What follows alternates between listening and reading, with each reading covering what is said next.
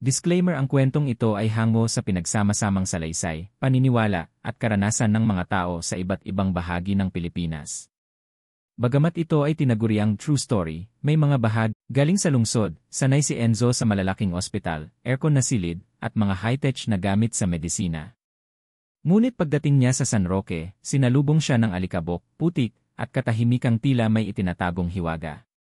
Matarik ang daan patungo sa baryo, at ang kalsadang dinaraanan ng jeep ay nilalambungan ng matataas na puno na parang mga tanod ng kagubatan. Pagdating niya sa health center, sinalubong siya ng ilang kawani, may midwife, barangay nurse, at ilang volunteer na mukhang sanay na sa payak na pamumuhay. Ngunit sa kabila ng mainit na pagtanggap, napansin agad ni Enzo ang tila kakaibang kilos ng mga tao. "Dok, wag po kayong lumabas ng bahay kapag alas 9 na ng gabi, paalala ng barangay tanod. Dito po kasi sa amin, may mga bagay na hindi kayang gamutin ng antibiotic," pahabol ng isang matandang babae habang may hawak na rosaryo. Natawa lang si Enzo. Sanay siyang rumeseta ng gamot, magsagawa ng minor surgery, at gumamot ng lagnat o ubo. Ngunit para bang sinasabi ng mga tao sa baryo na may sakit na hindi kayang ipaliwanag ng siyensya. Ilang araw pa lang siyang naninirahan sa health center, ay napansin niyang bihira ang pasyente sa araw. Ngunit pagsapit ng gabi, may kumakatok, madalas ay tahimik, tila ayaw mapansin. Isang gabi, may dinalang bata ang isang babae. Nang suriin niya, walang sintomas ng sakit, ngunit nanginginig at parang wala sa sarili. "Sinapian yan, Dok. Hindi yan ordinaryong sakit," wika ng nanay habang may dalang dahon ng bayabas at langis. "May albularya dito sa amin. Siya ang tawagin mo kapag ganyan." Naguluhan si Enzo. Pero bilang doktor, pinilit niyang gamutin ang bata. Nilagyan niya ng paracetamol at binigyan ng tamang hydration. Ngunit sa halip na gumaling, lalo pang tumirik ang mata ng bata at nagsalita ng salitang hindi niya maintindihan. Kinabukasan, dinala sa kanya ng barangay ang isang babae, mahaba ang buhok, morena, at may dalang basket ng halamang gamot. Siya raw si Isla, ang kilalang albularya sa buong bayan. Tahimik si Isla, pero may aura ng kapayapaan at kumpiyansa. Hinaplos niya ang noo ng bata, binasa ng langis ang palad, at nagsalita ng dasal na hindi pamilyar kay Enzo. Ilang minuto lang, tila nagbalik ang ulirat ng bata.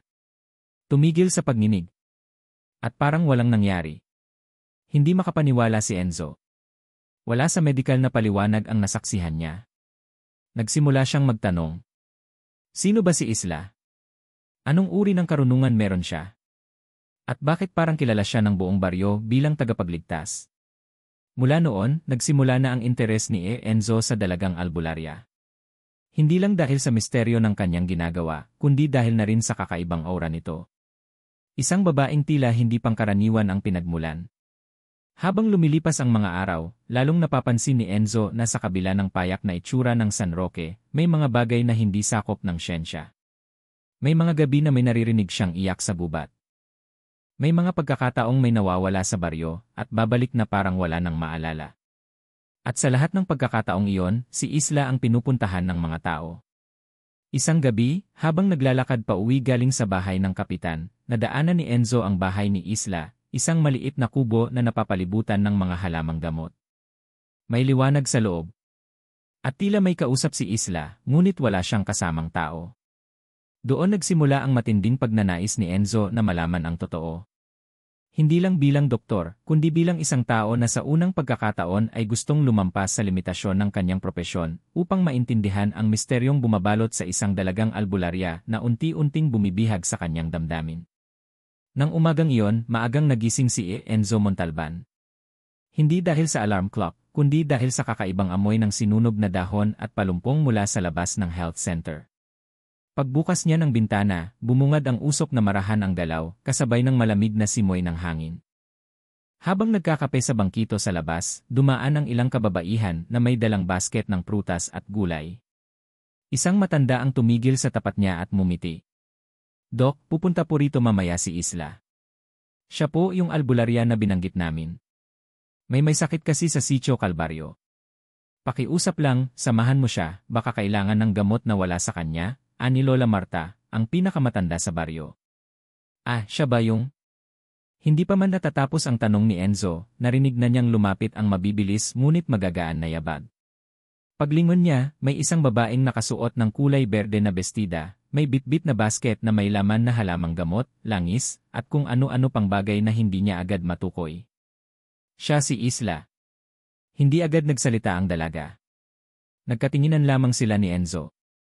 Para bang ang paligid ay unti-unting tumahimik. Hindi niya maipaliwanag kung bakit biglang bumilis ang tibok ng kanyang puso.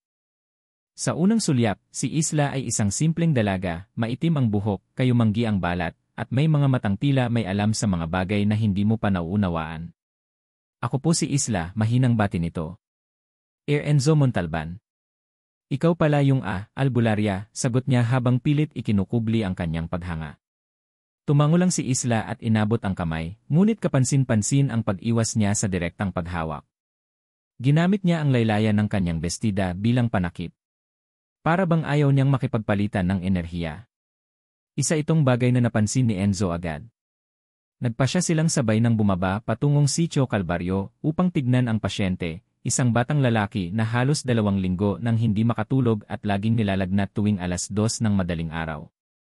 Ayon sa magulang, hindi ito gumagaling kahit anong gamot ang ibigay. Sa kanilang paglalakad, nagtanong si Enzo, paano mo nalalaman kung anong gamot ang dapat ibigay? May training ka ba o? Hindi po, putol ni Isla sa tanong.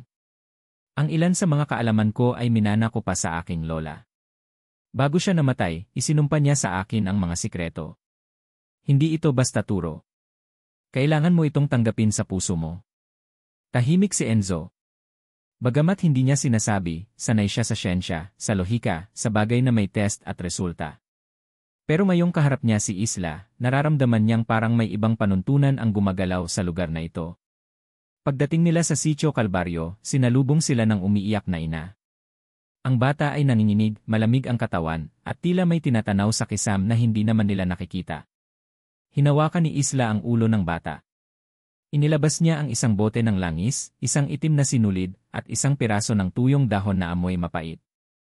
Habang dinadasalan ang mga ito, pumikit siya at umusal ng tila panalangin sa wikang hindi maintindihan ni Enzo. Sa loob ng 7 minuto, dahan-dahang bumalik ang kulay ng pisngi ng bata, humupa ang panginginig, at ang mga mata nito ay pumikit na parang mahimbing ang pagkakatulog. Yan lang. Wala bang gamot? Injection, tanong ni Enzo habang nanonood sa ginagawa ni Isla. Hindi lahat ng sakit ay kaya ng karayom, sagot ni Isla. Minsan ang kaluluwa ang may sakit, hindi ang katawan.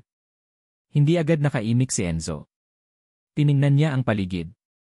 Naroon ang mga tao, nakatingin sa kanya, isang doktor ng lungsod, ngunit ang tiwala ay nasa dalagang albularya. Hindi siya nakaramdam ng inggit. Ang naramdaman niya ay isang bagay na bago, paghanga. Sa kanilang pagbabalik sa baryo, unti-unting nagbuka si Isla kay Enzo. Isinalaysay niya ang kanyang pagkabata, kung paano siya pinalaki ng kanyang lola Esme, isang kilalang albularya noon. Ayon sa kanya, may panawagan ang mga kagaya nila na hindi basta pinipili, kundi tinatawag. At kapag tumanggi ka, may kapalit. May kabayaran. Tinanong mo kung may training ako, anya habang tinatapakan ang damuhang daan. Ang tanging training ko ay pagtanggap ng takot. Dahil sa bawat paggagamot ko, kaakibat ang panganib. Ano ng klaseng panganib? Tanong ni Enzo. Hindi agad sumagot si Isla. Ngunit bago pa man sila makarating sa baryo, bumulong siya, hindi lahat ng may karamdaman ay tao. Nang marinig ito ni Enzo, isang malamig na kilabot ang gumapang sa kanyang batok. Muli niyang sinulyapan si Isla. Sa likod ng payak na anyo nito, alam niyang may mabigat at misteryosong lihim ang babaeng ito. Sa gabing iyon, habang nakahiga sa kanyang papag, hindi pa rin makatulog si Enzo. Bumabalik sa kanyang alaala ang bawat galaw ni Isla, ang pananalita nito, at ang sinabing, hindi lahat ng may karamdaman ay tao. Para bang may ipinahihiwatig. Nasa mga susunod na araw ay matutuklasan niya na ang baryo ng San Roque, at si Isla, ay bahagi ng mas malalim at mas mapanganib na mundo. Lumipas ang ilang linggo mula nang unang masaksihan ni Enzo ang kakayahan ni Isla bilang albularya.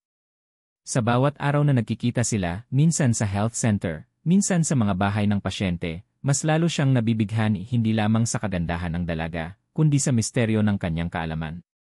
Ngunit sa kabila ng paghangang iyon, mas lalong lumalalim ang tanong sa isip ng doktor, paano nagagamot ni Isla ang mga karamdaman na hindi kayang ipaliwanag ng medisina?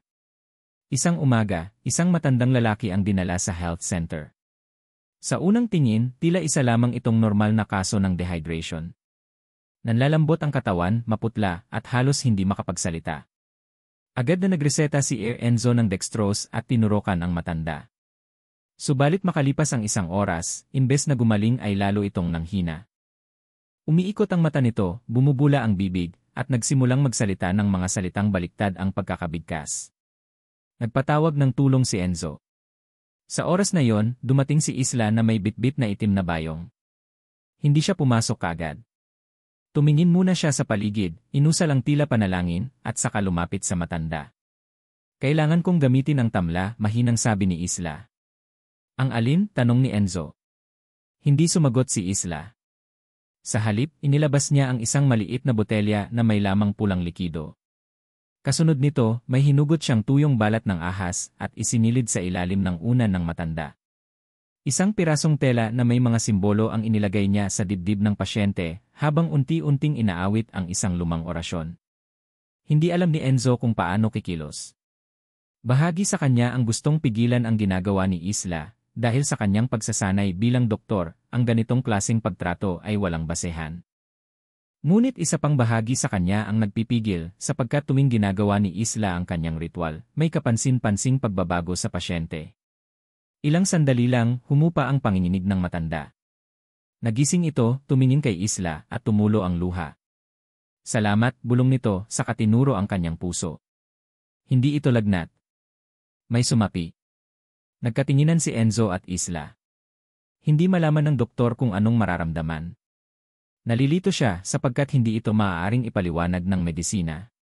Niresetahan niya ng antibiotic ang matanda, pero ang bumuhay dito ay hindi karayom, kundi mga halamang hindi niya pa kailanman nakita. Kinabukasan, pinuntahan niya si Isla sa bahay nito. Ang maliit na kubo ng dalaga ay napapalibutan ng iba't ibang halamang may iba't ibang anyo at amoy, may kulay lila na dahon, may halong amoy insenso at suka, may halamang tila gumagalaw kapag hinanginan. Pwede ko ba makita ang gamit mo? Tanong ni Enzo. Tahimik si Isla sa simula. Ngunit kalaunan, pinapasok niya si Enzo sa loob ng kanyang silid. Doon, napuno ang paningin ng doktor sa kakaibang tanawin, mga nakasabit na pinatuyong dahon, mga bote ng langis na may papel na may nakasulat na sinaunang baybayin, at mga kahoy na anting-anting na tila galing pa sa panahon ng mga ninuno. Bawat halamang ginagamit ko, paliwanag ni Isla, ay may kaluluwa. Hindi ito basta kinukuha. Dapat hilingin. Kumuha siya ng isang maliit na garapon na may lamang pulbos na kulay abo. Ito ang abo ng dahon ng kilati. Isang halaman na tumutubo lang tuwing kabilugan ng buwan. Gamot ito sa sakit ng loob, yung may kinikimkim na galit o hinanakit. Kapag hindi na ilabas ang emosyon, nagiging sakit sa katawan. Paano mo nalalaman ang mga yan? Tanong ni Enzo. Hindi ko alam. Nararamdaman ko lang. Parang itinuturo sa akin. Minsan panaginip, minsan boses sa hangin. Habang nakikinig si Enzo, mas lalo siyang nababalot ng pagkauhaw sa katotohanan. Gusto niyang ipaliwanag sa siyensya ang lahat ng nakikita niya, ngunit wala sa kahit anong medikal na libro ang mga ito. At sa tuwing titigan niya si Isla, parang sinasabi ng mata nito, hindi lahat kailangang ipaliwanag. May mga gamot na kailangang paniwalaan muna bago gumana. Lumipas ang mga araw, mas naging madalas ang pagsama ni Enzo kay Isla sa mga pagbisita sa mga pasyente. Sa bawat bahay na pinupuntahan nila, laging may kaso ng sakit na hindi ordinaryo. Isang babae ang, Dok, minsan naiisip ko, hanggang kailan ko ba dapat gawin to? Ano nang ibig mong sabihin? Tanong ni Enzo. Ang gamutin ang mga sakit na hindi ko rin maintindihan. Ang humarap sa dilim gabi-gabi. Alam mo bang sa tuwing ginagamit ko ang mga halamang yan, isang bahagi ng lakas ko ang nawawala. Napatingin si Enzo sa kanya. Noon niya lang napansin ang lungkot sa mata ni Isla. Isang lungkot na puno ng pagod at takot na hindi niya maibahagi kahit kanino. Kaya mula sa araw na yon, nagpasya siya, hindi lang bilang doktor, kundi bilang tao, nasasamahan niya si Isla, anuman ang kaharapin nito. Ngunit habang lumalalim ang kanilang samahan at ang kanilang hindi dahil sa sakit o ingay, kundi dahil sa isang naramdaman niyang pag-usisa, isang kutob. Sa mga nagdaang linggo, masyado siyang naintriga, hindi lang sa pagkatao ni Isla kundi sa pinagmulan ng kanyang kaalaman. Sino ba talaga siya? At paano niya napapagamot ang mga bagay na hindi kayang galawin ng siyensya? Habang lumalalim ang gabi, nakarinig siya ng mahinang yabag sa labas. Dahan-dahan siyang tumayo at sumilip sa bintana. Sa ilalim ng sinag ng buwan, nakita niya si Isla. May dalang basket at tila nagmamadaling patungo sa gubat sa may bandang silangan, kung saan matatagpuan ang isang matandang punong balete na ayon sa matatanda ay bantay ng baryo. Hindi niya alam kung anong nagtulak sa kanya, pero sinundan niya si Isla nang walang ingay. Mula sa likod ng mga puno at damuhan, tiningnan niya kung saan patutungo ang dalaga. Hindi niya alam kung dahil sa lamig ng gabi o sa takot, pero kinilabutan siya sa kanyang nakita. Sa isang maliit na clearing sa gitna ng kagubatan, naglatag si Isla ng telang itim sa lupa. Inilabas niya ang ilang halamang tuyo, isang maliit na palayok, at isang garapon na may tila pulang likido. Umusal siya ng orasyon, hindi formal, kundi mas pabulong, parang pakikipag-usap sa hindi nakikita.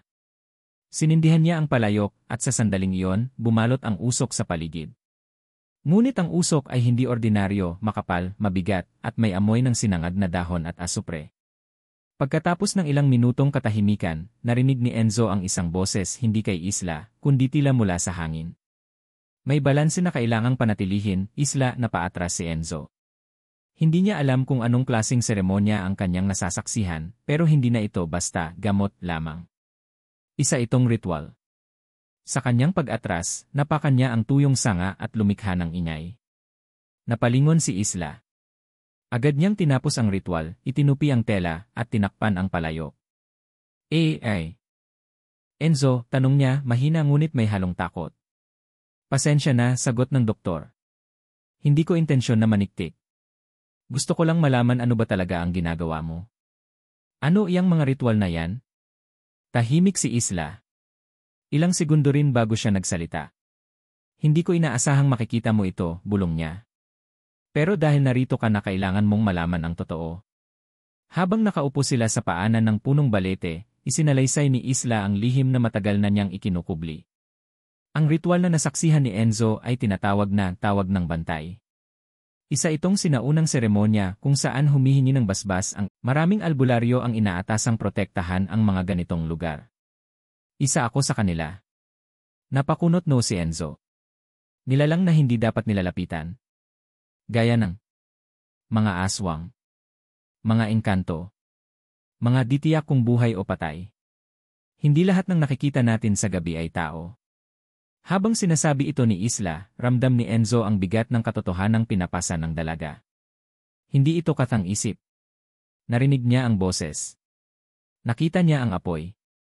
At higit sa lahat, naramdaman niya ang kakaibang presensya sa gubat na yon. Sa mga sumunod na araw, hindi na mapakali si Enzo. Hindi niya alam kung matatakot ba siya o mas lalo pang mahuhumaling sa mundo ni Isla. Pinilit niyang bumalik sa kanyang regular na trabaho bilang doktor. Ngunit sa bawat pasyenteng dumadating, lagi niyang tinatanong ang sarili, tao nga ba ang dahilan ng sakit na ito, o may mas malalim pa? Nagsimula na rin siyang magtago ng sariling tala, isang notebook kung saan isinusulat niya ang lahat ng hindi maipaliwanag na insidente, mga pasyenteng biglang nawawala at muling bumabalik na wala ng alaala, mga kagat na hindi matukoy kung anong hayop ang may gawa, at mga batang biglang nagkakasakit tuwing kabilugan ng buwan. Hanggang sa isang gabi, muling sinundan ni Enzo si Isla, ngunit sa pagkakataong ito, hindi niya ito nahuli sa ritual. Nakita niya ang dalaga na nakikipag-usap sa isang matandang babae na tila may kakaibang itsura. Maputi ang buhok, kulay abo ang balat, at ang mga mata ay mistulang walang puti. Hindi niya marinig ang pinag-uusapan, pero may iniabot ang matanda kay Isla, isang maliit na bote na may kulay kahel na likido. Pagkatapos, bigla itong naglaho sa likod ng punong balete na parabang sumanib sa dilim. Nang muli niyang kausapin si Isla kinabukasan, hindi ito agad nagsalita. Ngunit sinabi nito sa kanya, hindi lahat ng albularyo ay tao rin. Hindi malaman ni Enzo kung ano ang dapat niyang paniwalaan. Ngunit isang bagay ang sigurado siya, may mas malalim pang bahagi ng mundong ginagalawan ni Isla, isang mundo na kung hindi mo pag-aaralan, baka lamunin ka nito.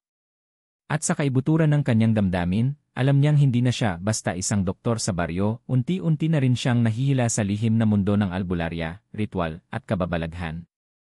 Mula nang masaksihan ni Enzo ang ritual ni Isla sa gitna ng kagubatan, tuluyan nang nagbago ang pananaw niya sa mundo.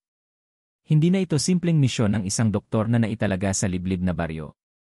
Sa bawat araw na lumilipas, mas lalo siyang nababaon sa hiwaga ng San Roque at sa misteryong bumabalot kay Isla. Isang gabi ng kabilugan ng buwan, may pasyenteng dinala sa health center, isang batang babae na nakitaan ng malalalim na galos sa likod, parang kinayod ng matatalas na kuko. Ayon sa ina ng bata, natagpuan nila ito sa likod ng kanilang bahay, hubad, nanginginig, at walang alaala kung paano ito napunta roon. Tiningnan agad ni Enzo ang bata. Maayos ang vital signs pero hindi ito nagsasalita. Sa katawan nito ay may amoy na parang bulok na dahon na sinamahan ng amoy ng dumi ng paniki. Hindi na siya nagtaka, isa na namang kaso na hindi kayang ipaliwanag ng siyensya. Tinawagan niya si Isla. Pagdating ng dalaga, agad niyang hinaplos ang noo ng bata at tumitig sa mga galos. Isang iglap, napatitig siya sa doktor, tila ba napansin ang isang bagay na hindi nito dapat makita. Dok, kailangan nating mag-usap, seryosong sabi ni Isla. Matapos nilang gamutin ang bata, nagyaya si Isla kay Enzo na sumama sa kanya sa isang lihim na lugar, isang kuweba sa likod ng bundok ng barangay Anito. Gabi na at tanging buwan lamang ang nagbibigay liwanag sa kanilang daraanan. Pagdating nila sa loob ng kuweba, may mga nakaukit na simbolo sa mga bato, may mga sinaunang sulat sa baybayin, at sa gitna ng kuweba ay may altar na yari sa ugat ng punong kahoy. Dito ako pinanganak, biglang pahayag ni Isla. Hindi agad nakaimik si Enzo. Ang aking ina ay isang albularya, ngunit hindi isang ordinaryo. Isa siyang bantay dilim, isang tagapamagitan sa mundo ng tao at ng mga nilalang ng kadiliman. Ang aking ama naman, huminto si Isla. Kita sa kanyang mukha ang paghahalo ng lungkot at pangamba. Ay isang aswang. Parang binuhusan ng malamig na tubig si Enzo. Hindi siya makapaniwala sa kanyang narinig. Ngunit totoo ang lahat sa mga mata ni Isla. Hindi ko pinili ang pinagmulan ko. Bata pa lamang ako nang itago ako ng aking ina mula sa mundo ng mga aswang. Bago siya namatay, isinumpa niya sa akin ang tungkulin bilang tagapangalaga ng balanse. Kaya ako naging albularya. Naguluhan si Enzo. Ibig mong sabihin may dugo kang aswang? Tumango si Isla. Pero hindi ako tulad nila. Tinanggihan ko ang tawag ng kadiliman. Kaya't sa bawat ritual ko, sa bawat paggagamot ko, kinakalaban ko ang kalikasan ng bahagi kong gusto ng laman ng tao. Hindi makapagsalita si Enzo. Gusto niyang maniwala kay Isla, at sa puso niya, mahal na niya ang dalaga, pero paano kung totoo ngang may bahagi siya ng nilalang na kinatatakutan ng lahat? Napansin ni Isla ang pag-aalinlangan sa kanyang mga mata. Hindi ko kailanman ginamit ang aking kalikasan upang manakit. Sa halip, ginamit ko ito upang protektahan ang mga tao sa San Roque. Pero hindi lahat ay tanggap ako. Kaya ako laging mag-isa. Kaya laging patago ang aking mga ritual.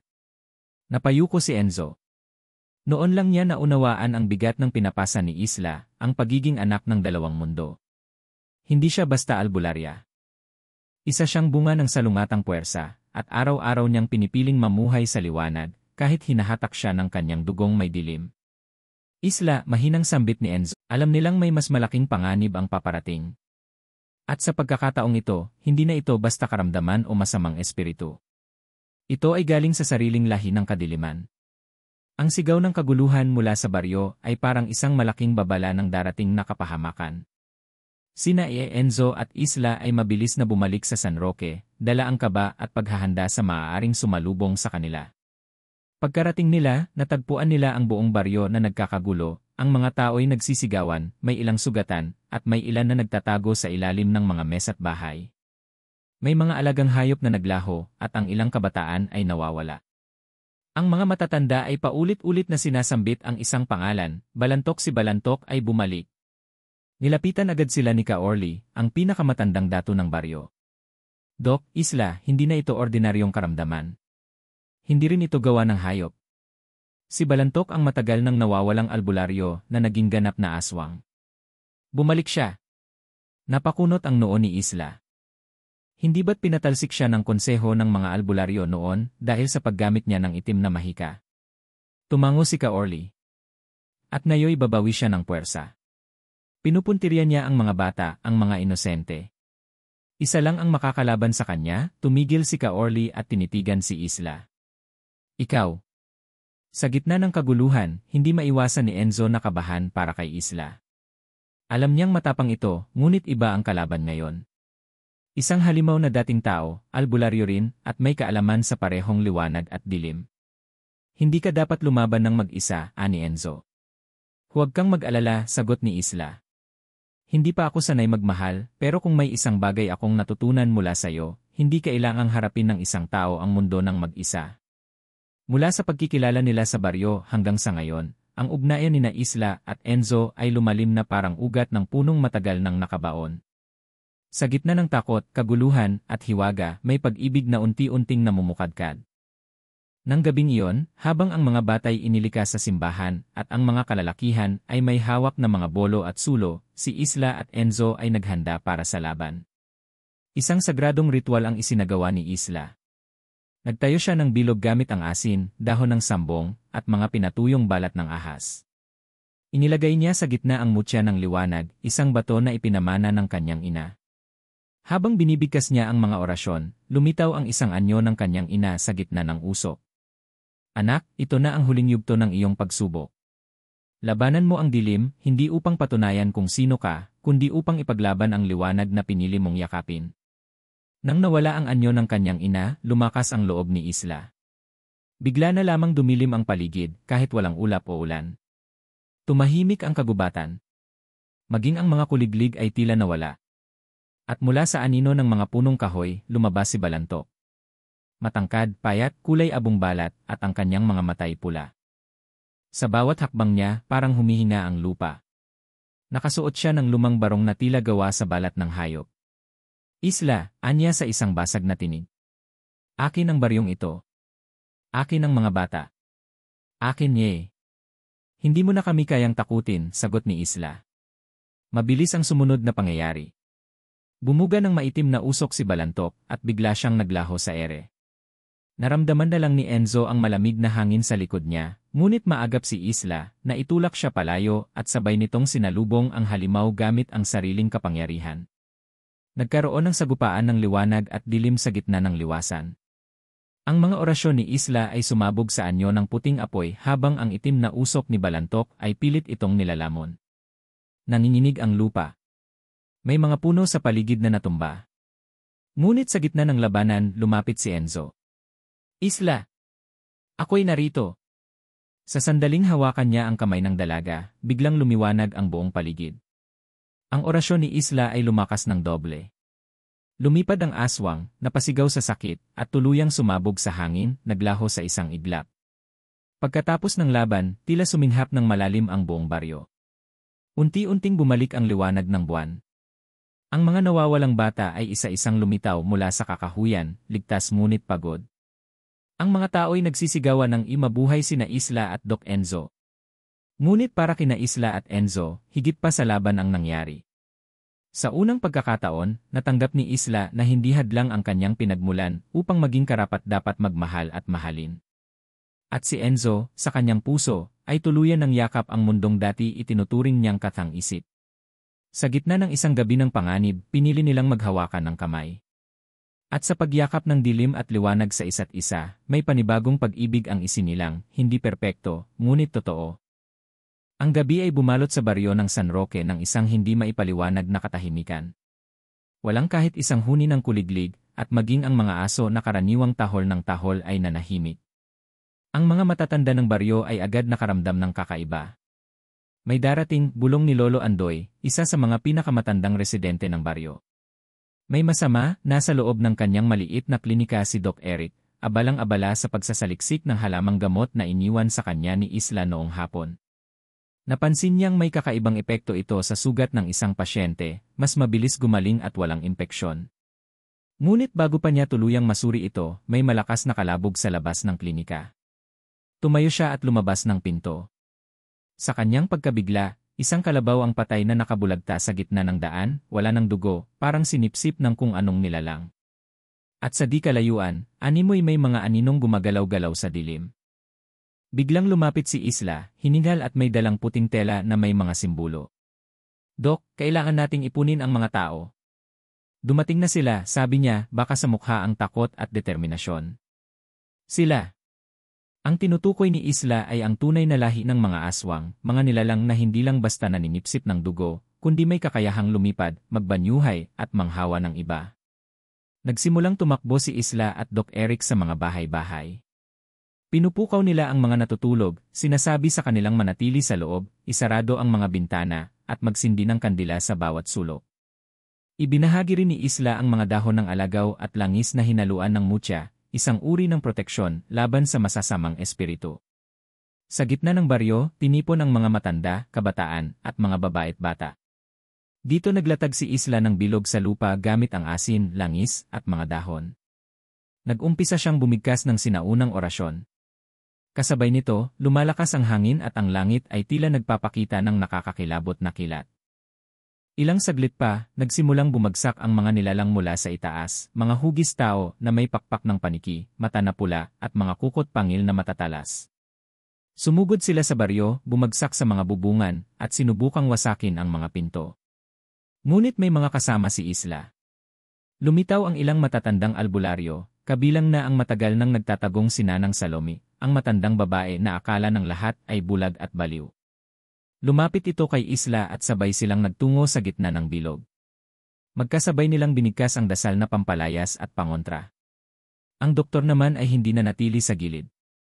Pinili niyang tumulong sa mga nasugatan. Ginamit niya ang pinaghalong kaalaman sa medisina at ang halamang iniwan ni Isla.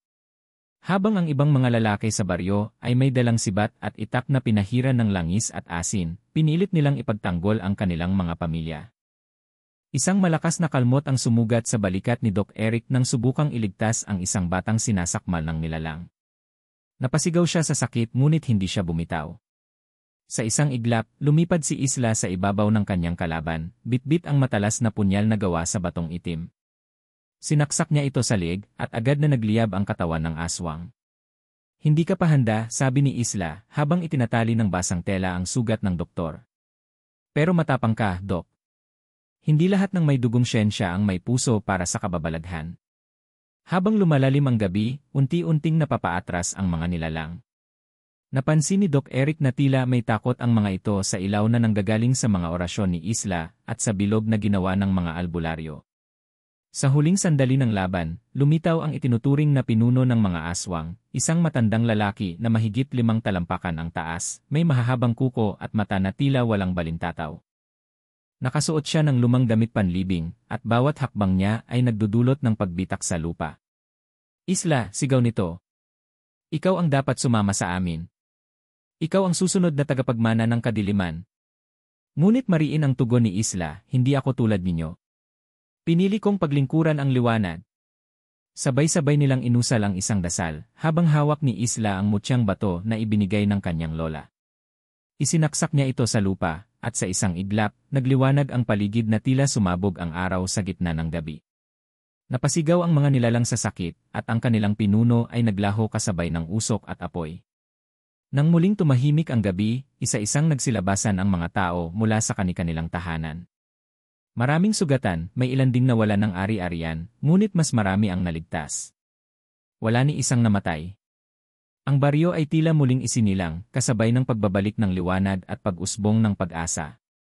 Ngunit para kay Doc Eric at Isla, alam nilang hindi pa tapos ang lahat. At sa kabila ng pagod at sugat, tiningnan nila ang isa't isa at alam nila, may bago na silang laban, at iyon ay ang panindigan ang pagmamahal sa isa't isa sa mundong puno ng hiwaga. Sa huling kabanata ng kanilang kwento, naging mas malinaw ang lahat. Si Dr. Andres at si dalagang albularyang si Mayla ay hindi na lamang bahagi ng mundo ng tao, sila'y naging bahagi na rin ng mundo ng kalikasan, ng lihim, at ng sinaunang kapangyarihan. Isang pangyayaring nagpabago hindi lang sa kanilang personal na buhay, kundi pati na rin sa kapalaran ng buong baryo ng Lumayad. Isang gabing puno ng himala isang gabi, habang ang buwan ay bilog na bilog at ang hangin ay malamig na may dalang mahiwagang simoy, nagpulong ang matatandang albularyo at mga espiritu ng kabubatan sa isang ritual. Dinaluhan ito ni na Andres at Mayla bilang pagsasara sa kasunduan sa pagitan ng kanilang pagmamahalan at ng kalikasan na noon pa man ay sinusubok sila. Pinaupo sila sa gitna ng isang bilog na nilatagan ng dahon ng saging, asin, at pinaghalong abo ng uling at dahon ng alagaw. Isang matandang babaylan mula sa kabilang bundok ang siyang nanguna sa ritual. Sa saliw ng tambol at dasal, pinagsama ang dugo ni na Mayla at Andres sa isang bao ng niyog na inalay sa paanan ng punong balete. Simbolo ito ng pagtanggap sa isa't isa, hindi lamang bilang magkasintahan, kundi bilang tagapagmana ng dalawang mundo, medikal na agham at sinaunang albularyong kaalaman. Pagpapakumbaba at paninindigan pagkatapos ng ritual, kinausap ni Mayla si Andres. Kung pipiliin mong manatili, wala ka ng pagbabalikan sa Maynila. Hindi ka na pwedeng bumalik sa mundo ng siyensya, kung saan puro pagsusuri ang batayan. Dito, damdamin at koneksyon ang mahalaga. Tumango si Andres. Hindi ko na kailangan ang syudad kung dito ko makikita ang tunay na kagalingan. Sa piling mo at sa piling ng mga taong hindi isinasantabi ang mga sinaunang paniniwala. Dito tuluyang nagdesisyon si Andres na manatili sa lumayad. Ipinagbili niya ang lahat ng ari-arian niya sa lungsod at ginamit ang kita upang patayuan ng mas maayos na silungan ang mga pasyente sa baryo. Hindi bilang ospital, kundi bilang sentro ng kagalingang pangkalikasan, pinagsama ang modernong kaalaman sa medisina at mga tradisyonal na lunas. Ang baryong nagtanggap hindi rin naging madali ang pagtanggap ng buong komunidad sa kanilang pagsasama. Marami pa rin ang nag-aalinlangan sa ideya na ang isang doktor mula sa lungsod ay maaaring makisama sa isang dalagang albularya. Ngunit sa bawat sakit na natutugunan, sa bawat buhay na nailigtas, unti-unti ring nabasag ang mga tanikala ng pag-aalinlangan. Tinanggap sila ng buong baryo hindi lamang bilang magkasintahan, kundi bilang pinuno at tagapangalaga. Dito rin nagsimulang ituro ni Mayla kay Andres ang mas malalalim na kaalaman, paano makipag-ugnay sa espiritu ng kalikasan, paano gamitin ang dasal sa pagpapagaling, at paano makiramdam sa presensya ng mga nilalang gaya ng aswang, lamang lupa, at iba pa. Panibagong banta ngunit hindi pa rito natatapos ang lahat. Isang gabi, habang ang dalaway nagpapahinga sa kanilang kubo sa gilid ng kagubatan, muling lumitaw ang aswang, ngayon ay mas malakas, mas tuso, at mas gutom. Ngunit hindi na sila gaya ng dati, mahinang babae at baguhang doktor. Ngayon, sila'y ganap ng tagapagtanggol. Hawak ni Andres ang mutyang puti, habang si Maylay may hawak ng sinaunang baston na pinagpala ng kanyang mga ninuno. Sa halip na takbuhan ng nilalang, hinarap nila ito sa pamamagitan ng panalangin, tapang, at kapangyarihang buhat sa puso. Sa pagsasanib ng kaalaman, napalayas nila ang aswang at pinanatili ang kapayapaan ng baryo. Pagmamahalang walang hanggan pagkaraan ng lahat, tumayo sila sa ilalim ng buwan. Sa kabila ng lahat ng panganib, nanatili ka, bulong ni Mayla. Hindi na ito tungkol sa akin lang, sagot ni Andres. Ito'y tungkol sa atin, sa bayan, sa lupaing ito, at sa lahat ng buhay na nakapaligid. Nagyakapan sila sa gitna ng dilim, ngunit ang paligid ay tila nagniningning, parang ang buong kalikasan ay saksi sa kanilang pagmamahalan. Wakas na may panimula dito nagtatapos ang kanilang kwento, ngunit ito rin ay simula ng bagong yugto. Ang kwento ni na Andres at Mayla ay naipasa sa susunod na henerasyon. Naging alamat sa mga kabataan ng lumayad. Isang kwento ng doktor na naniwala sa mahiwaga, at ng albularyang hindi natakot magmahal. Isang kwento ng pagtanggap, paninindigan, at pag-ibig na hindi matitinag ng takot o misteryo. Sa pagitan ng agham at hiwaga, pag-ibig ang tunay na lunas. 6 na po.